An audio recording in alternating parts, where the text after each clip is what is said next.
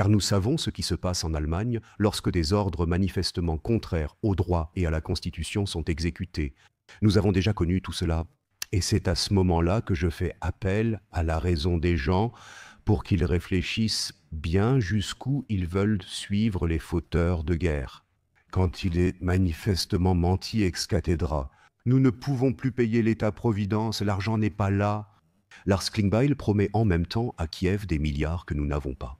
Cela doit être clair pour tous ceux qui ne sont pas encore tombés dans la pensée double schizophrène que George Orwell décrit dans son roman. Je résume, ça devient dystopique et autoritaire. Les humains sont impuissants, dirigés par des idiots, où l'Europe ressemble à un hôpital psychiatrique fermé. Alors, comment s'en sortir? Je pourrais aussi bien en finir tout de suite. La mise en scène du coronavirus et la manière dont les gens se sont habitués à la tutelle de l'État, mais aussi l'épuisement qui en a résulté, cela va engendrer une large frustration. Il faut continuer à travailler, rester dans la roue du hamster et ignorer le reste. Un autre point est l'échec des écoles et de l'enseignement de l'histoire. Bien sûr, le meurtre de masse industrielle des Juifs en Allemagne est unique dans l'histoire. L'industrialisation du meurtre. C'est bien cela qui s'est passé. Nous ne devons pas non plus oublier les 27 millions de morts soviétiques causées par la Seconde Guerre mondiale. Il faut y penser. Pour éviter que des personnalités politiques comme Madame Baerbock ne se lèvent et ne disent « Je me tiens sur les épaules de mon grand-père, qui a lui aussi déjà fait la guerre contre les Russes » ou quelque chose comme ça. Ne me tenez pas rigueur pour une citation exacte, c'est complètement absurde. Le siège de Leningrad n'est toujours pas reconnu comme un crime de guerre à ce jour. Pourtant, ça en était un. Et c'est pourquoi c'est bien notre responsabilité de veiller à ce qu'un tel désastre ne se reproduise pas. C'est la responsabilité de ceux qui vivent aujourd'hui. Ici, la numérisation et le numérique jouent un rôle, car dans le monde numérique, nous vivons dans un univers d'espace de communication délimité et de censure. Dans le monde numérique, nous ne trouvons que ce que quelqu'un a mis en ligne selon ses propres réflexions et intérêts. Sinon, cela n'existe tout simplement pas sur Internet et certaines informations sont également délibérément supprimées d'Internet. En 2015, le ministre des Affaires étrangères, Frank-Walter Steinmeier, a rencontré le chef fasciste ukrainien Tyanibok. La presse en a également parlé à l'époque. Si vous cherchez cela aujourd'hui sur Internet, vous ne trouverez rien. Voici ce qui se passe ici. La censure a été transférée entre les mains de sociétés privées, de plateformes Internet et d'organisations supranationales comme l'Union européenne, qui, avec le Digital Services Act, encouragent encore davantage ces entreprises dans leurs efforts de censure. En effet, ils doivent lutter contre la désinformation et c'est eux qui décident ce qu'est la désinformation. Bien sûr, en concertation avec les responsables politiques concernés. Nous devons bien comprendre que dans le monde néolibéral, les entreprises agissent sur le marché. Le marché est pratiquement une instance neutre qui offre un accès ouvert à tous ceux qui ont de l'argent pour y accéder. Dans le monde numérique, les entreprises leaders sont le marché. Amazon, Google, Facebook. C'est la place du marché. Cela signifie que le marché a glissé, il a été remis entre des mains privées, et avec cela, ces plateformes Internet, le pouvoir de décision sur les prix du marché, sur l'accès au marché, sur les informations du marché, ils détiennent tout le pouvoir sur le marché, et ils en abusent. Donc si l'on veut vraiment comprendre la réalité, il ne suffit pas de chercher sur Internet, il faut vraiment s'y rendre et voir par soi-même. On notera alors d'importantes différences. Tous ces facteurs agissent ensemble. De plus, les conditions d'emploi ont été libéralisées, c'est-à-dire précarisées. Nous vivons dans un monde de contrats à durée déterminée, de travail indépendant et par projet. Les salariés dépendent du fait de céder à une pression d'adaptation accrue, sinon ils perdent leur source de revenus.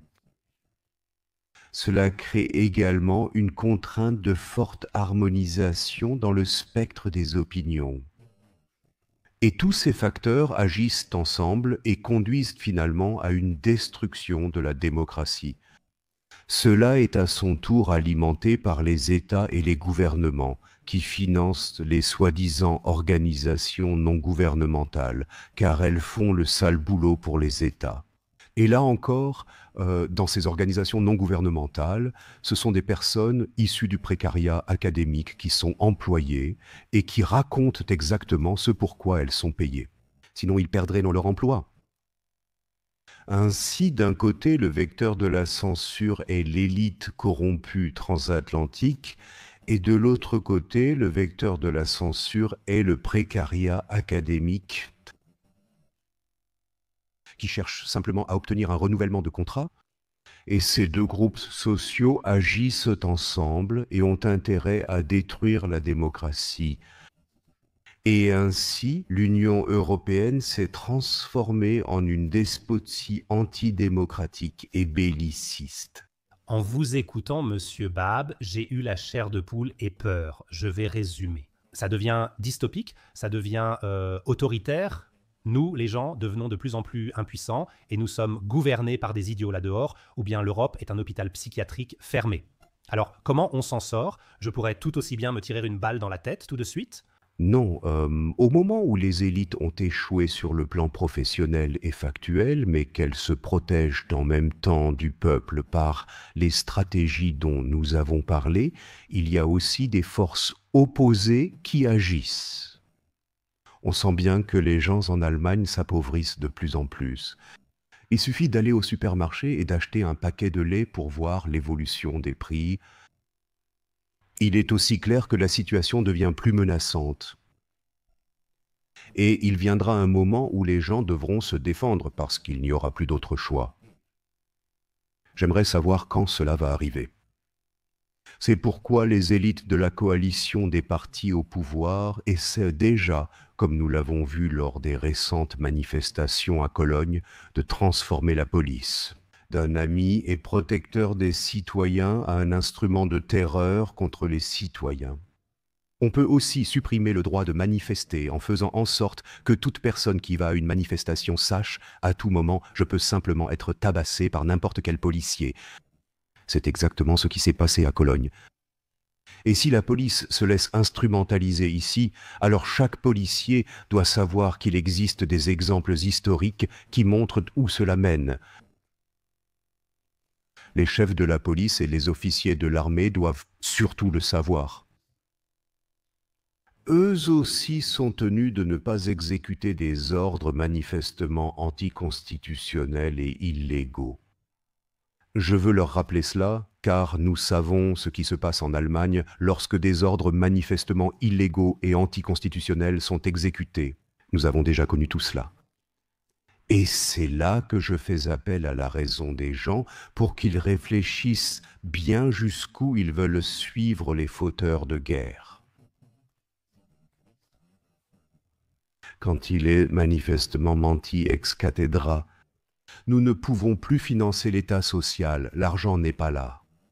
En même temps, Lars Klingbeil promet à Kiev les milliards que nous n'avons pas. Cela doit être clair pour tous ceux qui ne sont pas encore tombés dans la pensée double schizophrène que George Orwell décrit dans son roman. Vous venez de l'exprimer si bien. Vous avez mentionné les dossiers des services secrets de Donald Trump qu'il utilise contre des opposants ou alliés politiques. Est-ce pour cela? Regardez aussi les services de messagerie courte supprimés d'Ursula von der Leyen, restés sans conséquence. Mais quelques semaines plus tard, elle se montre presque soumise devant Donald Trump. Ou regardez une Christine Lagarde, c'est-à-dire la présidente de la Banque centrale européenne, la gardienne de notre argent. Elle a été condamnée définitivement pour une affaire de corruption. Ou bien un Jens Spahn avec toutes ces affaires de masques. On est quand même gouverné par de véritables gangsters, là-dedans. Et il n'y a aucune conséquence, c'est-à-dire aucune autorité morale là-dehors. On ne nous donne absolument pas l'exemple à suivre. Je ne peux pas contredire cela. Mais une partie... L'un des symptômes de la maladie, c'est que la justice ne fonctionne plus dans de nombreux domaines. On le voit dans de nombreux jugements, comme le jugement Ballweg. Il est resté des mois en prison. Au final, il s'agit d'une fraude fiscale portant sur un montant dérisoire. Le jugement contre Ulrike Guérot, où l'on se demande... Quand j'y pense à Beck et les autres compères qui peuvent continuer à porter leur titre, c'est quand même un peu étrange. Et ici aussi, je dois dire que si la justice se laisse instrumentaliser et se laisse transformer en courroie de transmission du cartel des partis au pouvoir, cela aura des conséquences. Le juriste nazi Carl Schmitt, après les meurtres de Röhm en 1934, a écrit dans une revue juridique un article intitulé « Le Führer protège le droit ». Si on remplace le Führer par « le cartel des partis protège le droit », il y a une certaine similitude. Et chaque juriste devrait bien réfléchir s'il veut encore une fois se retrouver dans cette machine. Je ne peux qu'appeler à la raison. Il est clair, comme tout journaliste ayant couvert le Parlement régional le sait, que les partis du Land s'accordent pour nommer les juges ensemble. L'un revient au Parti social-démocrate d'Allemagne, l'autre à la Union chrétienne-démocrate d'Allemagne, et il reste encore quelque chose pour les Verts. C'est comme ça que ça fonctionne.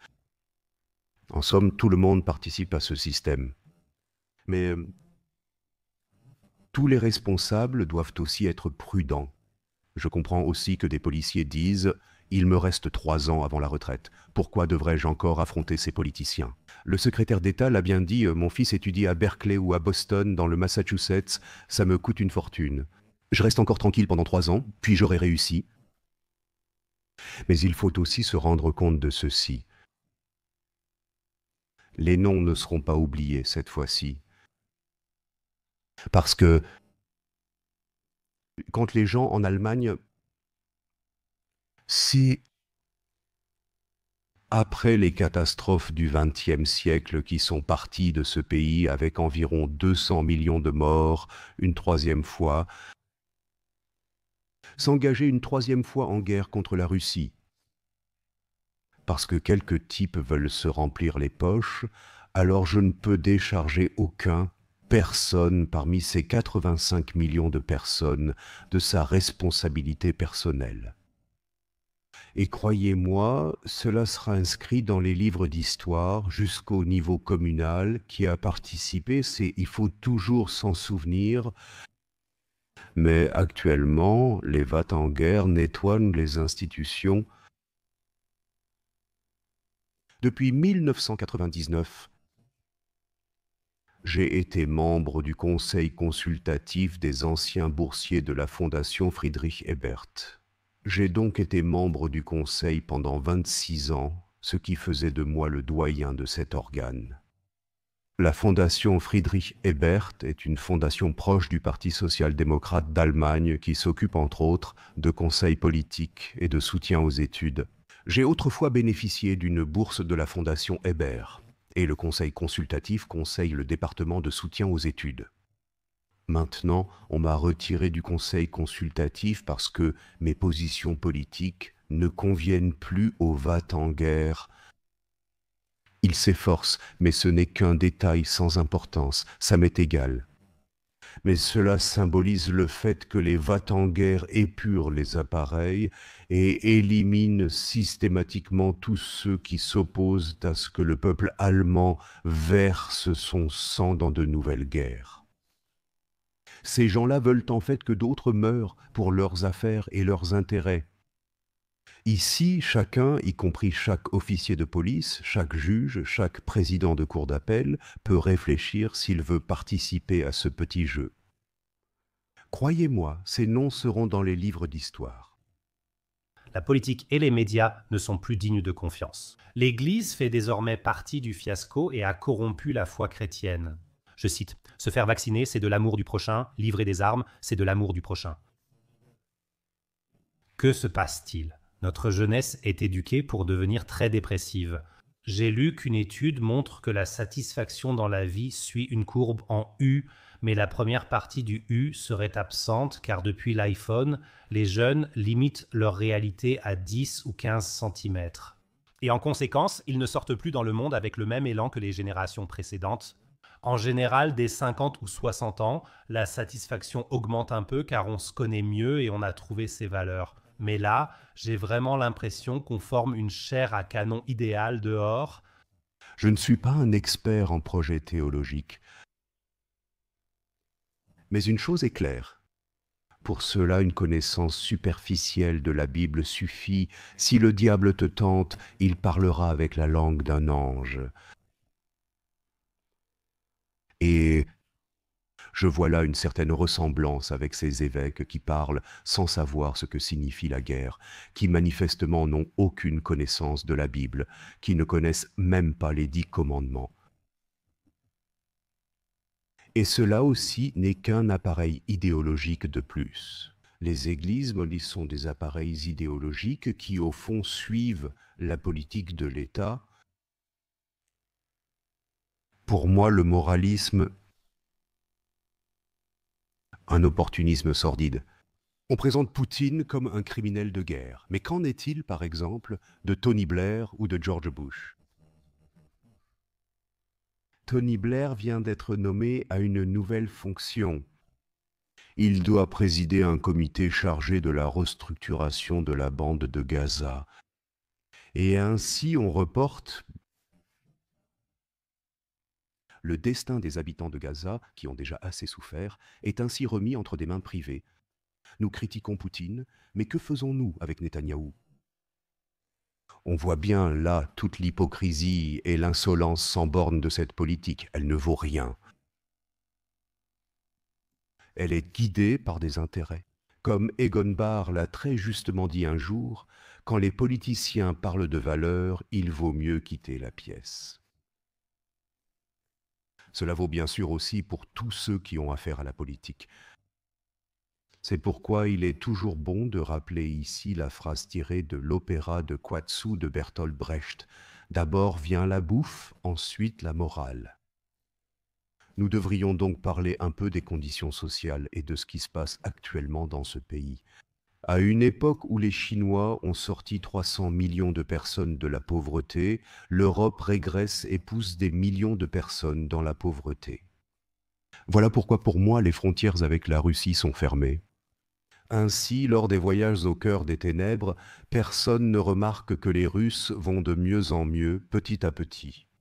Qu'à la différence de la situation à Berlin, en Russie, les rues sont propres, que le métro arrive à l'heure, que les autorités et l'administration fonctionnent de façon ponctuelle, aimable et correcte. Cela ne veut pas dire que la Russie est un paradis, c'est un État très autocratique. Mais les gens apprécient lorsque la direction politique obtient des résultats. Et cela se reflète dans les taux d'approbation de Vladimir Poutine, qui sont nettement plus élevés que ceux de Friedrich Merz. Il n'obtient pas non plus de résultats. Est-ce aussi la raison, monsieur Baab, si l'on revient brièvement aux églises, une dernière phrase, participer au récit, participer au mensonge?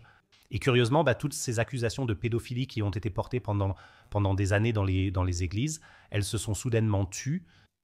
Oui, bien sûr.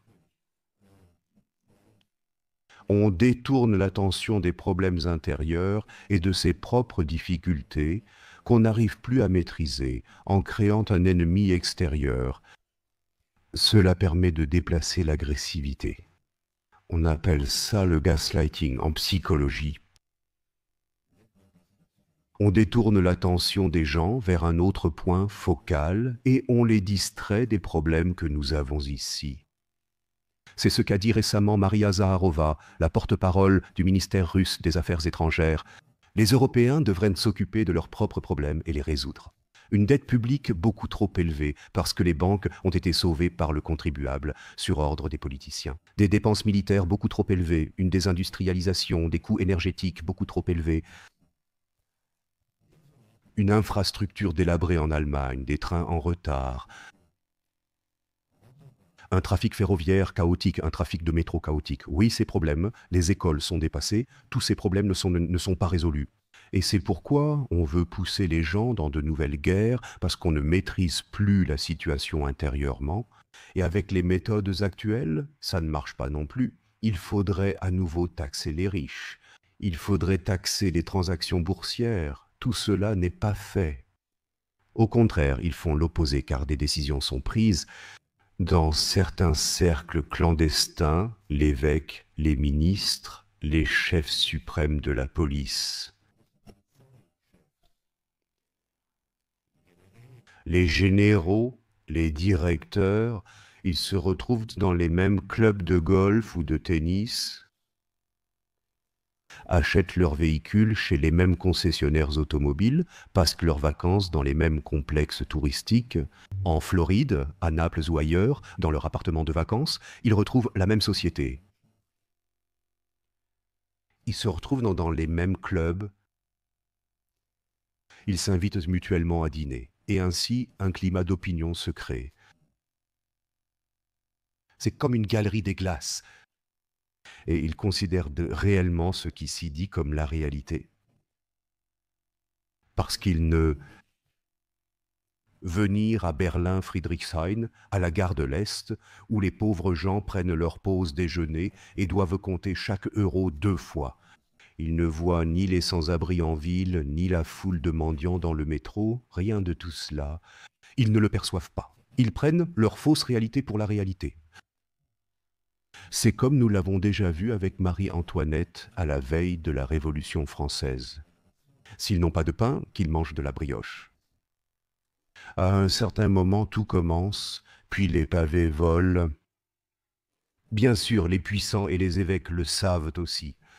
Et c'est pourquoi on essaye maintenant de positionner de plus en plus la police contre sa propre population. De telles choses finiront mal. Concernant les cercles clandestins, je suis entièrement d'accord avec vous. Et ils vivent dans un monde totalement parallèle.